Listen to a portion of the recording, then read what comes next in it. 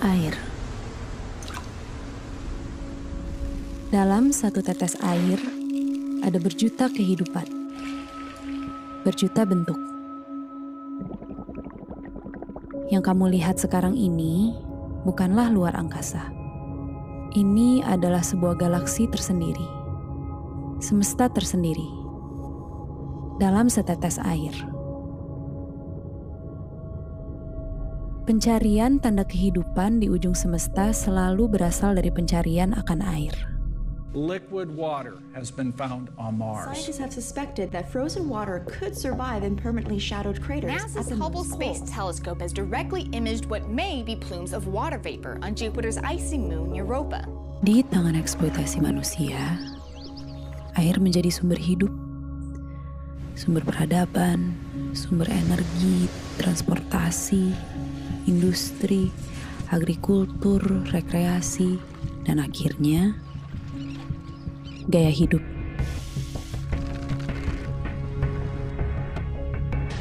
Melihat yang baru, kemudian dengan teknik fotografi secara visual menarik gitu ya. Wah, pengen juga ya. Hari ini dia menjadi tren, minggu depan dia sudah tidak bisa dipakai lagi.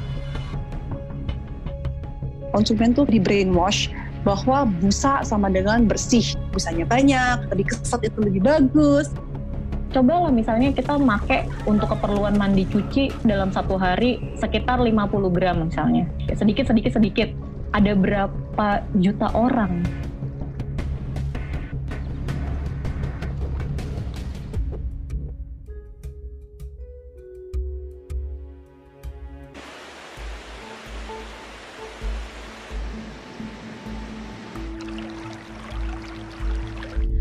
Air yang kita anggap akan dan selalu ada, bukanlah sesuatu yang selalu ada dan berasal dari bumi. Air berasal dari luar planet ini. Dari meteor-meteor yang dinamakan carbonaceous chondrite yang kaya akan H2O dan karbon. Meteor dan asteroid es yang kaya akan air ini dalam sistem tata surya terbentuk di luar batas leleh matahari. Dan selama proses penciptaan bumi, terus datang dan bertabrak-tabrakan dengan bumi. Jika kita perhatikan baik-baik, laut, atmosfer, dan segala yang ada di lapisan terluar bumi ini sangat tipis dibandingkan dengan mantel dan inti bumi. Jumlah air sangat sedikit dan terbatas, terutama jumlah air tawar dan air bersih. Bayangkan, hadiah yang sangat langka dari semesta untuk bumi ini. Hadiah berupa air, berupa kehidupan.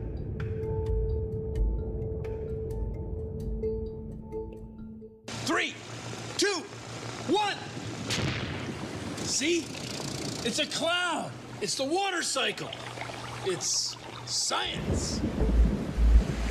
Selain air, kehidupan pun bersiklus. Standar kecantikan punya siklusnya sendiri. Standar tubuh yang ideal, kulit yang ideal, wajah yang ideal, penampilan yang ideal, pakaian yang ideal. Semuanya terus berputar, terus berubah. Fast fashion adalah sebuah terminologi yang akhir-akhir ini populer yang menggambarkan betapa cepatnya siklus hidup sebuah fashion. Kalau lu jalan-jalan kemana gitu, bagus nih, murah gitu. Berapa? 30.000 doang gitu. Oh, udah belilah gitu. Beli, terus lo nyampe rumah kayak, oh gue beli ini ya? Anjing apaan nih? Beletak lagi, terus lu beli lagi, gitu lagi. Untuk memproduksi sebuah celana jeans, dibutuhkan 6.500 air. Kaos katun, 2.700 liter air. Sedangkan tubuh manusia hanya butuh 600 liter untuk diminum per tahun. Ditambah dengan pola persaingan industri yang berusaha menekan biaya produksi sekecil mungkin. Para buruh dan pekerja di mata rantai terbawah menjadi pihak yang paling terdampak dengan kebutuhan untuk berpakaian dan bergaya. Last November, 112 people were killed in another major factory fire. 30,000 Chinese workers and women. Garment Namun, itu belum semua. Ternyata, dampak negatif bagi air dari limbah gaya hidup berpakaian tidak kalah dengan detergen yang kita pakai untuk menjaga penampilan diri. Untuk mencuci pakaian, wajah, tubuh. 70% persoalan air itu terdampaknya dari limbah domestik. Mungkin orang bakal berpikir, wah ini sungai ada limbah industri nih. Padahal sebagian besarnya itu dari limbah rumah tangga.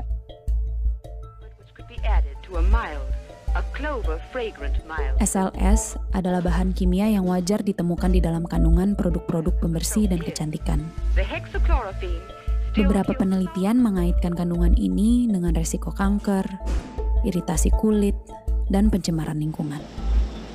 Senyawa ini biasanya ditambahkan di sabun atau di skincare gitu ya, menghasilkan busa gitu. Jadi dia bisa membilas kotoran, bahkan minyak. Bisa aja sabun yang gak ada busa dan bersih. Pelan-pelan tuh konsumen itu kayak di brainwash bahwa sabun makin banyak berbusanya itu tuh makin bersih. Padahal it's actually not true. Busanya ini gak mudah degradable, kayak masuk ke water stream kita, masuk ke sewer dan yang lain-lain. Ini yang menjadi problem. Gak pernah kepikiran kan, selama ini kita pikirin fokusnya di packaging, di plastik, dan segala macam. Tapi ternyata yang gak kelihatan itu loh, yang udah disiram masukkan ke selokannya itu yang kita gak pernah gak pernah pikirin gitu kan. Ternyata itu dampaknya tuh jauh luar biasa, lebih gila lagi. Mau nggak gitu mandi di hari pertama, nanti mandi lagi di hari ke-10 gitu misalnya, karena biar nunggu LAS-nya larut dulu misalnya di alam gitu. Sebuah penelitian di Institut Aerospace Stuttgart menemukan bahwa air menyimpan suatu bentuk memori secara mikroskopik. Dari satu gelas air yang sama, saat diteliti tiap orang berbeda, gambaran mikroskopik yang dihasilkan juga sangat berbeda.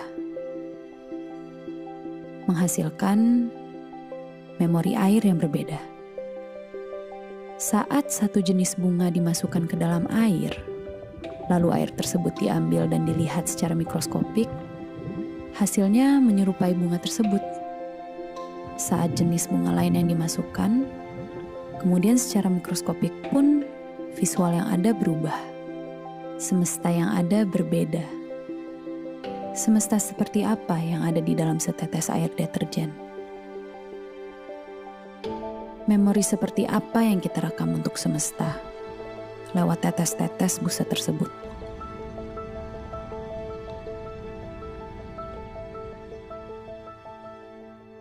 So we pour our waste chemicals and detergents into our rivers.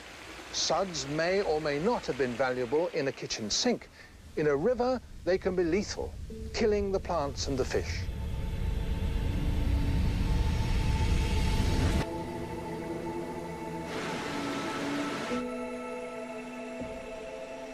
Mencintai udara, mencintai air, mencintai bumi dan segala isinya bukan sesuatu yang baru. We shouldn't so exploit natural resources that we destroy them. Common sense, you might think. Sejak tahun 90, istilah upcycle muncul dan populer. Upcycle yang berarti memanfaatkan barang-barang bekas untuk memberi nilai yang lebih, mengupgrade gerakan recycle yang hanya sekadar mendaur ulang. Upcycle mengajak kita kembali mengingat cara hidup nenek dan kakek kita, yang penuh pertimbangan, tidak boros, yang penuh kesadaran dalam konsumsi. So she takes her time and sees that everything she gets is fresh and good. Pandemik yang terjadi membawa orang merubah prioritas hidup. Kita jadi lebih mementingkan apa yang kita pikirkan. Buah pikir kita menjadi lebih orisinal dan lebih otentik karena tidak terbungkus oleh kebutuhan-kebutuhan kita untuk menunjukkan siapa diri kita. Yang tadinya tidak bisa keluar rumah kalau tidak pakai baju merek ABC dengan parfum ABC dan makeup ABC, sekarang jadi lebih simple untuk menyikapi dirinya gitu. Prediksi 10 tahun ke depan tuh orang lebih memilih merepair atau merenew atau memperbarui bajunya dia yang udah ada dibandingkan dia beli baju baru. Tempat gue aja itu kan tukang jahitnya dekat pasar, ada kain sisa di sana. Kalau misalnya tuh kain kagak diambil, itu diambil sama tukang bakso, sama tukang soto yang ada di pasar Kebayoran Lama. Itu buat lap gerobak, selesai itu dibuang. Terus akhirnya gue kesana, itu gue ambil, gue bawa pulang, terus gue olah di rumah, gue potong-potong, gue komposisiin, itu gue oper lagi ke abangnya, terus nanti dia yang ngejahitin. Jadi kayak secara nggak langsung tuh kain sisa dari tempat dia yang nggak kepake itu bisa ngasilin duit buat dia. Kesadaran tentang kosmetik fair trade dan ramah lingkungan sudah dimulai sejak tahun 70-an. To seek out only natural, sometimes crazy-sounding ingredients. Bananas for her shampoos, mud creams from India. Dan walaupun pada akhirnya para pelaku kosmetik fair trade dan sadar lingkungan terus tergilas roda industri, jejak perjuangan kosmetik ramah lingkungan terus tumbuh. Memang ada drawback-nya, karena dari segi harga itu jauh banget bedanya. Kayak SLS itu kan murah banget, mungkin sekilo 10.000, 20.000. Nah, sedangkan kalau bahan-bahan natural itu sekilonya bisa juta-jutaan gitu. Jadi harganya berkali-kali lipat. Solusi itu bukan di produk, 80% solusi itu dari dalam diri kita sendiri. Dan itu semua mulai dari pikiran. Jadi yang sudah kita lakukan ini sebenarnya adalah memilah. Kita terlalu banyak memilah sehingga kita tidak tahu bahwa keseharian kita itu sebenarnya juga merusak lingkungan. Fast fashion, slow fashion, sustainable fashion, semuanya adalah berbagai bentuk pilihan. Di satu pihak, fast fashion juga dibutuhkan karena ada orang yang tidak bisa membeli barang-barang slow fashion karena kebanyakan slow fashion harganya juga tinggi. Apakah kemudian berhenti membeli kaos? Nggak juga. Bukan industri yang harus dicolek, tetapi diri kita dan mindset kita yang harus dicolek. Butuh nggak sih lo kaos? Lo kan kaosnya udah banyak. Akan memberikan sebuah value nggak untuk diri lo? Karena sebenarnya, kalau buat saya, mencipta fashion itu adalah memberikan solusi. Menjadi sebuah titik bersyukur pada diri sendiri. Air itu seperti cerminan sih. Apabila dia hidup bersama dengan manusia-manusia yang memang baik, itu artinya kita sadar secara utuh esensi hidup seperti apa, maka air yang ada di dekat kita tuh pasti akan baik kualitasnya. Itu cerminan. Di tengah rumitnya permasalahan pencemaran air, pemanasan global, kualitas hidup para buruh, konsumerisme dan industri, serta berbagai macam keruwetan yang kelihatannya sangat kompleks. Mungkin kita bisa memulai perubahan yang sangat nyata dengan cara yang sangat sederhana. Lewat gaya hidup, lewat pakaian, dan sabun.